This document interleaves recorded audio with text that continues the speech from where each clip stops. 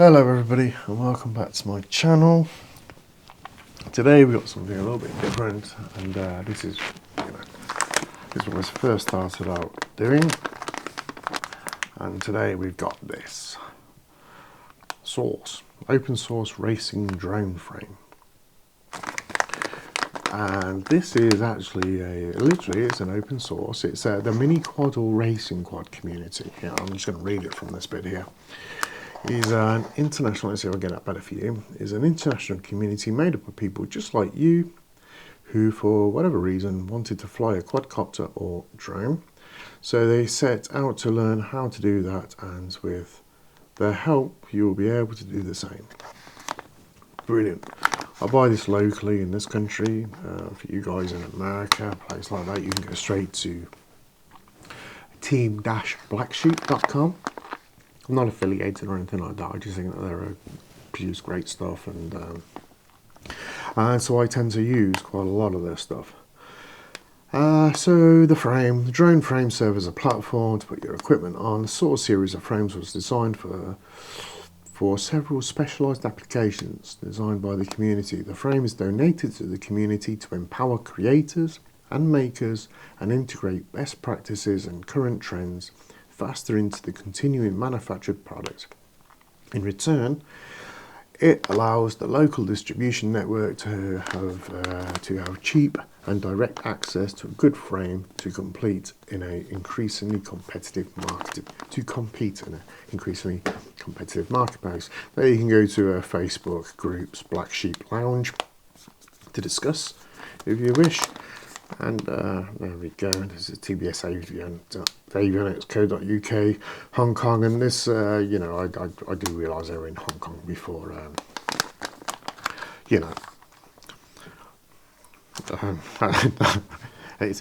I live in a free and open society, but I've got to be very careful about what I say. Nah, never mind. So this one is actually is 143. It says. Grams, but this is for the 5-inch arms. This is 7-inch. I've gone for a 7-inch because I want this to be a bit of a long ranger or something. Look, I bought a whole bunch of those hubs and props, and I still want to be able to use them. Now these look like they're good 5 mils or better. I'm not sure. I don't have a measuring capability. Oh, that's not exactly true. I do have a measuring capability. Oh, I can put that, let's say, against that one. Or one where I can actually see where there we go. Well, we can have a little look and see what we got. Yeah, so they're 5 mil. Oh, maybe 6. 6 mil. Yeah, 6 mil. 6 mil arms. These are going to be just a couple of mil, expect. And these, oh, this is in 2 pieces. Alright, and there's no destructions, of course. So it is a figure it out for yourself. This is, I don't mind when things are like this. I just would prefer if it was just easier. There we go. I'm expected to go something like this, or probably more like that, with some other bits and stuff added. Now what I want to be able to do is get this out of the plastic and actually weigh it, see what it is. Oh, I see. Maybe I should put that on the chain and wear it around my neck, see who starts throwing things at me.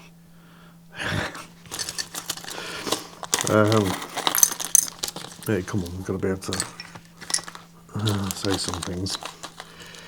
I could probably do all these bags and try and figure out what's what here, but I'm not going to. I'm just going to take all these out and then just chuck them on some scales, just so we can see what the weight of this is. I won't be able to get it to go under the 250 grams right from the offset. I know that, because as soon as I were to put a battery on this, if it is 143 grams with 5-inch arms, that's going to take it pretty much over. But if you want to do any sort of length flying more than 2 or 3 minutes. Alright, so these have all got cutouts. This is going to be, the outside of this will be the rubber for where you put your battery. So it gives it a nice purchase there, so it's not from slipping around. So what we want to do now is just put all this onto some scales. which I need to find. Here's the scales, and I need the battery. So as you can see, as with all my videos, they are straight off the cuff. Right, so here we go. Not sure you can see that. I don't. Let's tear that in. All right, now let's get all the big stuff. Don't miss any of this. I'll put that there, so I'm going to put all the smaller stuff in the middle. Put that there, so we're already on 100 grams. Now let's get the fixings and such. And, all right. Well, this would be interesting if this comes up with 143 grams. And look at that. Bang on, 100. Oh no, that's for the back of the. That's for the back of this. So there we go, 143 grams, and that's with the 7-inch props. I'll stick a quick thing up here where it shows you about. It's with the 5-inch props. We'll do that because if we see the weight down here, it says 5-inch. Right, 5-inch, 143.5 grams. So I mean, these are probably not good enough to do 143.5. There we go. So we got a 320 wheelbase. Middle plate 2mm, bottom plate 2.5mm, arm space 6mm, camera plate 2mm, the standoff height 30 and 22mm. Alright, arm thickness, yeah, so 6mm, stack mounting 30.5 times 30.5 or 20 times 20, so you can do the smaller stuff or the bigger stuff on it. Oh look, 144 now. I presume that's just going to be, because it can't do the 0.5 on these. Alright, so that's what we got for our frame. Let's have a little look at the components. Now, I wish I could use what could be suggested as the great stuff to be using on this, but unfortunately, like most of us, I'm tied down to a pretty narrow sort of budget. And so I'm going to be using some things that I had on other stuff. For this particular one, because the frame isn't as heavy, I've got another frame. I've got an Impulse Apex LR Evo, but that's a lot heavier. And so on this one, I'm going to be using these Brother Hobby Returner 3s. I've had these for quite a while, and they're great little motors, and I do believe that they will be fine for the weight of this frame and the components that I'm going to be putting on there, because I've actually had them running on a heavier frame, but it was with 6-inch props. We're going to be running 7-inch props off this, so it may be a case of I may only be able to use 3S on them. I actually need to look up actually what I can use on there. I'm pretty sure I can use 4S but with 6-inch, so 3S with 7-inch. Possibly. I'll have to do some double checking on that. I've got a choice between a couple of. I think this one could be faulty. I think this one it's been used and abused quite a bit. But I need to check. I know I had one faulty one and I can't seem to find. I had 2 of these and I can't seem to find one, so I may have just gotten rid of the faulty one to stop me from keep retrying. This one got pulled off here, so I had to redo all the soldering. I don't know if you can see around that to get it to stay down, but it's going to be a choice of this or this. I do like this because I can pull this off, and I've got an antenna of it with a 90-degree angle on there if that needs to be used. And it's pretty, it's a well made. I do like these. They're well made, and I think this is the. I think I can put up to 36 volts in this, so we can go like 6S. But I shan't be doing that with the motors I get. So that's for the video transmitter. Possibility I might use this because I like these antennas. They're good for transmit and receive, but I'm more likely. This has got a bit of gain on it, but I'm more likely to go for an antenna really without any gain, so I get a nice type of thing, rather than it be too splayed out, because that could mean if it's rocking about, it might be in and out of signal a little tiny bit. And then on the receive side, of course, to have decent antennas for reception. That's very important in receiving antennas. One thing I don't have for this is a receiver as yet. Now, the reason why I don't have it, I do have a receiver, but I've noticed now that TBS have developed receivers which have much better power output of the receiver back to the radio for telemetry. And it's very important that you get to keep your telemetry. You might find, like I have done before in the past, where you're flying blind for a little bit of time, but as long as that telemetry is on your radio, you know that you're at the right, well, this was with a fixed wing, so of course you've got to keep your speed if you want to keep your altitude. So you know you're at the right speed, you're at the right altitude, you're in the right heading, and as long as you keep going that way, you're not crashing, and eventually you're going to come out of a bit of a blind spot, your visual blind spot, which I demonstrated with a 30-second snow, and then came into a nice clear image again. That was a long time ago on a video. If I can find the video, if I go back looking, I'll stick a link to it.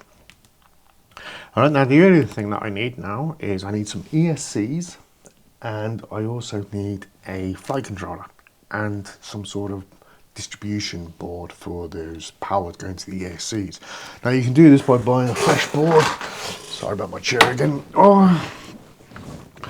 In my instance here, I'm going to be using what I've already got. It's got a great little 405 board on there, which is the Metec 405. I'm not saying this is what you should buy, I'm just saying this is what's on here. And if you can see, it says the STD, right, which is standard, or whatever that stands for. But what it does for me is enables me to have enough UART, enough serial connection ports, so I can have a GPS on this, because that's going to be helpful, right? And we can also use the Crossfire protocol, because on here you will find there's S-Bus and F-Port, which is all right if you're using FreeSky, the S-Bus ports, but I will need another transmit receive UART for my Crossfire protocol. So with that, and then a Crossfire protocol as well for the video transmitter, you know, you can come really unstuck really quickly with these things if you don't have enough ports. And I do find that these have enough ports to be able to do that, as well as do you know, the GPS. And I will use these now. These are the first these are the first ESCs I bought, which is quite a while ago, but they still work. And if I'm not going to be using this on this frame, I can use these ESCs again to cut the costs down on this build. And, you know, they will just go onto these. Now, even though, you know, sometimes you have to cross the wires over, but the nice thing about these, if you use BL Heli, the software, you can program them so that these, no matter which way around they are, you don't need to cross them around, you just get them to work in the fashion, the neatest that you can have on there. And that's all good. So there are the components. Now, you may think, well, why don't you use this receiver with this antenna here? Well, maybe if I have to, I might do, just to get it going. Again, you need another UART for this.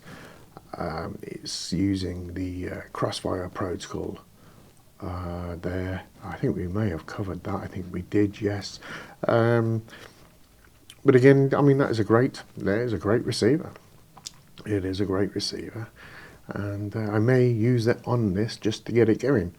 Or I may wait until I get one of these TBS Crossfire Nano Pro receivers. And the reason why I like this is because it's TBS Crossfire. It's very small.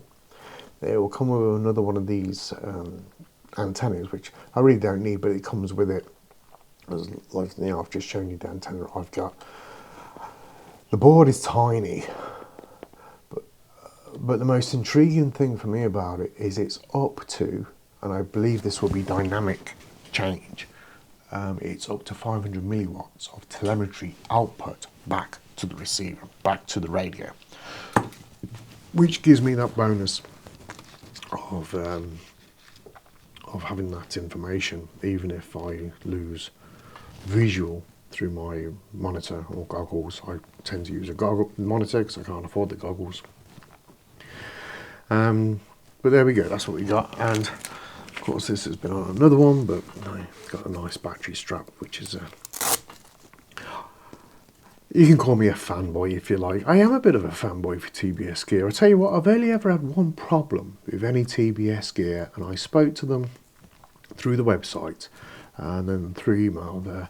And they quickly came to realise actually there was a bit of a problem with this particular diversity receiver I had, and they expedited free of charge.